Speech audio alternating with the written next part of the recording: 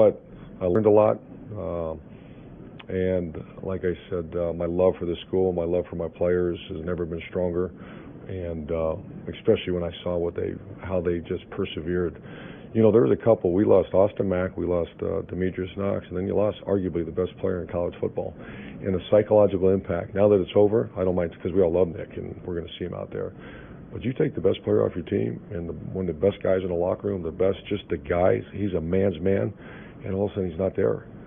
The psychological impact on that was felt really throughout the whole year. When you look beyond the Rose Bowl personally, what's the most important thing for you as you move beyond? Well, I'm not worried about me. I'm just, you know, a lot of things are very important to me. But what's really important to me is this place and this program and making sure this thing keeps pumping along, because it's in a pretty good place right now. All right, last thing real quick. You're used to sending great players to the NFL. You do it every single year. You got a great one behind center right now. How do you, I see that smile, how do you guide Dwayne Haskins through his decision-making process? Oh, only if I'm asked, and I imagine I will be. And, you know, the one thing I always warn people is going too soon. You know, the one thing about the next level is patience isn't a virtue in the NFL. You know, it's especially that position. And so I know Ryan Day has a lot of experience there as well. So when asked, if asked, I'll give my 2 cents. I've never told a player what to do, because I don't think that's fair. That's a family decision. But he's also earned that right to be in that conversation, because the way I don't think early in the year, you know, a guy that throws a nice curl route and an out cut and all that, that makes you want a dime a dozen. The guy that can go battle the way he battled and get first downs and the toughness and leadership he started to develop, he's earned it.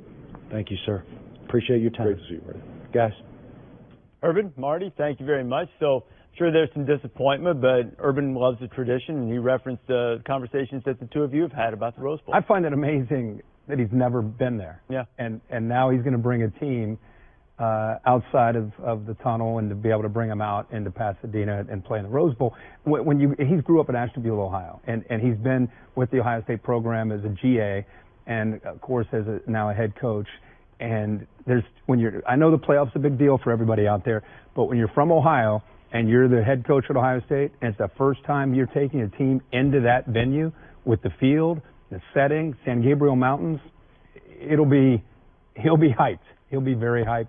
It'd be great to see. And he's going on with the quarterback that just had. I'm getting hyped because y'all get it. Y'all get it, but like we didn't get it. Like we played in the South, like the Sugar Bowl. The Rose Bowl aspect of it. Like until you go, like you really don't. And we've done game day there the last couple of years, but I didn't get that growing up. Like I didn't. Y'all. Yeah, y'all lived for which that. Which is understandable. And it'd be the same way if we came down south and went to bowls down there. Where we go, Citrus Bowl. Yeah, but the Sugar Bowl is sacred down. 4 or 5 times. I mean, growing up in Canada, I was thinking about Maple Leaf Golf. I don't know about you. Keep going. But he's going to Rose Bowl with the quarterback just had the best season passing the ball of anybody ever in the history of the Big Ten.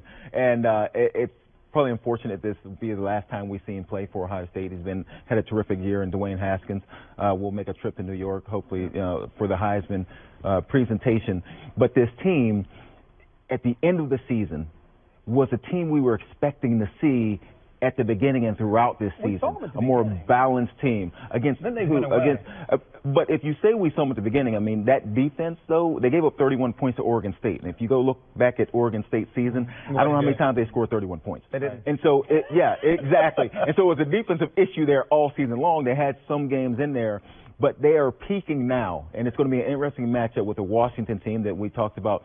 Struggled to get points in the Pac-12 championship but game. A very good defense. Ohio State should be favored. I think I'll look back at this 2018 Ohio State team and just always remember how resilient they were.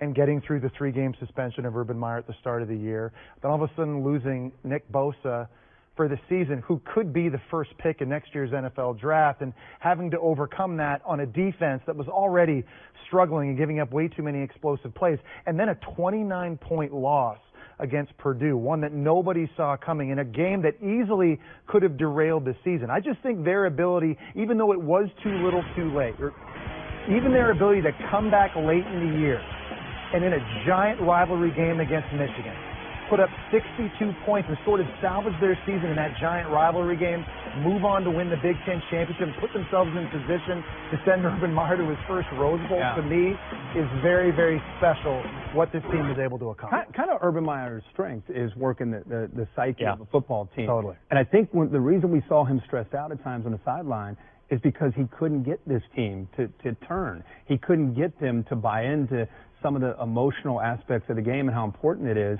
until the Michigan game. He finally got them to come out and play up to that ability because they were backed into a corner. Not a whole lot of people thought they could beat this Michigan defense, and they torched them, and they played inspired. It carried over into Indianapolis. As Joey said, now they hit this Rose Bowl playing and hitting on all cylinders. See if they can keep that mojo going. Coach look good. Good coloring. Look better than we've seen him on the sideline. Good coloring. There's times on the sidelines he looked pale, looked fatigued. And I still wonder, and y'all might not, but I still wonder if this is the last time he will be the coach at Ohio State. This is the last game, the Rose Bowl. Yeah, what I was about to say. I don't wonder that. I believe he'll be back for sure. Okay. Yeah, I mean, and if he is, I mean, they certainly have talent coming back, but I agree with you. You do wonder the magnetism of the Rose Bowl and the opportunity. Is that the high point to step? I don't know. I felt leading into the Michigan game, based on his mannerisms and knowing him pretty well, that I thought that was a very fair question. I think he looked like the Urban Meyer have come to expect to know on the sideline at Michigan. I thought it carried over into Northwestern. So, boy, he looks different, and I'm sure when he gets on the sideline at the Rose Bowl, he's going to really have that energy going. That juice? Yeah. So I don't know. He continues to play the way they did these last two games. I don't know. Easier to look better. I thought prior to the Michigan game there was a pretty good chance he may step down, and after the wear and tear of the year, and I think now I tend to think he'll be back. I think Ryan Day should win the Broyles Award.